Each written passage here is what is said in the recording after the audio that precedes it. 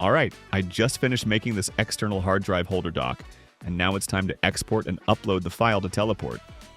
When you're exporting your design, make sure to save it as an STL file. Teleport only supports STL files for printing, so if you don't export in that format, the system won't recognize it. And we won't be able to print your part. Once you've got your STL file ready, head over to teleportpod.com and log into your account. On the left-hand side of the dashboard, you'll see a blue arrow. Click that to expand the menu, then look for the Files tab. It looks like a little folder icon. Click plus Upload File, then hit Select Files. Navigate to the location where you saved your STL, select the file, and click Open. Your file will begin uploading depending on the size of the model and your internet speed. It might take a few seconds to a couple of minutes. And just like that, boom, you're done. Your file is now uploaded and ready to go.